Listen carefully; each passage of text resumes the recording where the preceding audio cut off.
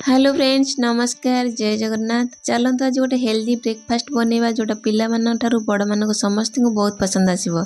एमितिर तो पिला माने जे कोनोसी पनिपरिबा देले खाइबा को ना पसंद करंती, किंतु आज ब्रेकफास्ट बहुत हेल्दी रहइबो आ बहुत टेस्टी रहइबो।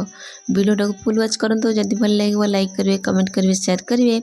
आ जदि मो चैनल नुआ अछंती प्लीज चैनल को सब्सक्राइब करनेबे। पिला मानकर विटामिन मिनरल डेफिशिएंसी हेले जो प्रकार प्रॉब्लम हुए आगो जाएंगे से आम जे कौन उपाय पिला परिबा पत्र खाइबा को निश्चय देवा। तेणु वीडियो को फुल वॉच करंतु। एबे तो सीजनाली सब प्रकार पनीपरिबा सहित फलमूल भी मिलूँ। आपण मैंने जेकोसी पनीपरिबा सहित फलमूल पिला खाइबा को निश्चय दिंतु। से प्रथम फ्रेश फ्रेश ग्रीन मटर सहित 2टी गाजर देदेली। पिला माने गाजर खाइबा को जमा भी पसंद करते। से गाजर को आपण मैंने पूरा छोट छोट काटिदे, जमी खाइला बेले जमा भी जना पड़ोनी। चाहिए भी या ग्रेटर साइज ग्रेट करने। मु प्रथम या चोपा छड़ी रखी नहीं, धोईकी पूरा छोट छोट कर काटि नबा।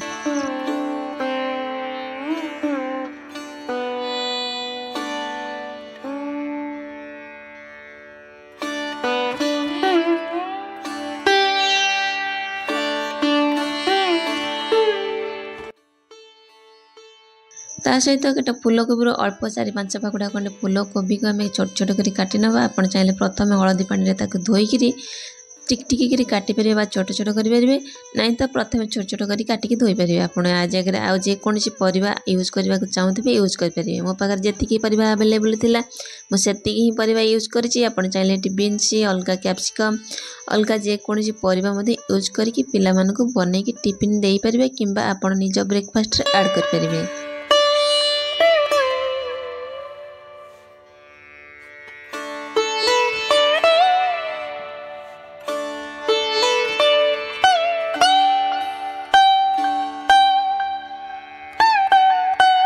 एठी हमर फूलकोबी पूरा छोट छोट काटि सारानी। प्रथम धोईदबा आ गोटे पात्र को रखिनवा। ता सहित मुझे नहीं गोटे टमाटो, गोटे लेंबूर गोटे फाड़ ही यूज करवा, अधिक यूज करवानी। ता सहित गोटे टमाटो को यूज कर परिबा।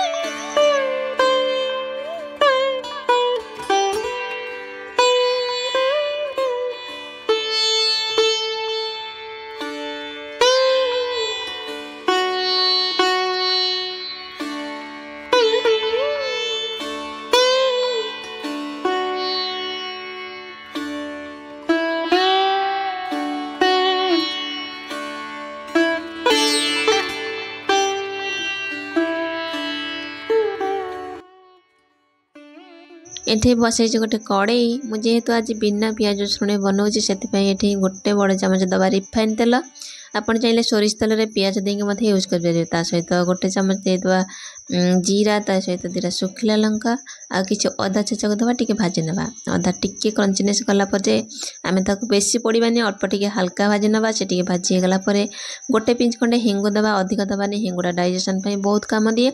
ता सहित बहुत टेस्ट आने। बेसी देले पिता लगे, अल्प यूज करवा। ता सहित किसी भूसंग पत्र को यूज करनवा।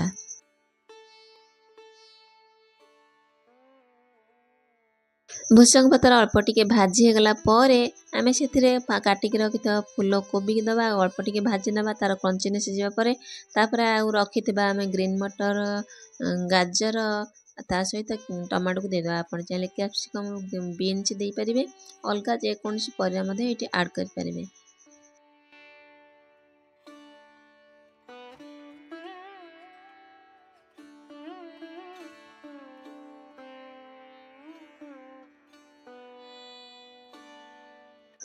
परिबा टिके गोळेई दबा बा भाजी नेला परे मुझे कंचा लंका भूली जाइए लंका ऐड करेंगे। जदि राग खाइबा को भल न पाउथिबा पिला माने न खाएंती ताले राग को कंचा लंका को स्किप करेंगे। लंका को दबा, अल्प टिके भाजी नबा, पानी दबानी। आ लो मीडियम हीट रे आमे आको भाजीबा। टिके भाजी गला परे आमे ताको पूरा 90% सिझेबा, बेसी सिझेबानी। परिबा बेसी सिझी गले तार विटामिन मिनरल्स नष्ट हो जाए। तेणु अल्प टिके क्रंचीनेस रखी भाजीबा, जेमती खाइला बेले परिबा गुडा पाटिके टिके लागिबा दरकार।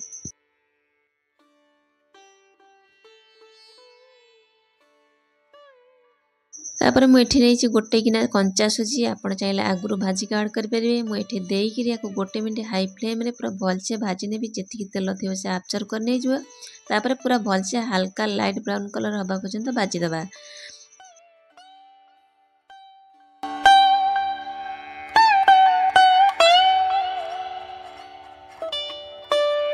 पानी रो मेजरमेंट ठीक रखिले आमर उपमा पूरा परफेक्ट बनवा से गोटे गिना सीझे 2 गिना पानी देदेली आ हाई फ्लेम टिके गोली नेला परे गोटे सेकेंड 2 सेकेंड पर्यंत कभर दे छाड़ी नवा जहाँफल पानी गुड़ा सोक कर नवा आमर उपमा पूरा झुरझुरिया आ परफेक्ट बनब। मुझे लीड खोली देखो देखो पूरा पानी पूरा सोक कर नहीं जाइए आ सुजी आम परफेक्ट सीझी जाइए फुली जाइए आम भलसे गोल नवा आउ टे सुखीगला आम से भाजिक रखि भजा बादाम को हाथ में क्रश कर चोपा छड़े दे पारे ना एमती ही दे पारे ताकू सब दे सारापर किसी कटा धनिया पत्र सहित फाड़े लेंबूर रस को चिपुड़ी देदा और बहुत बढ़िया टेस्ट आने आप चाहिए हाफ चामच मैगी मसला निश्चय यूज करेंगे।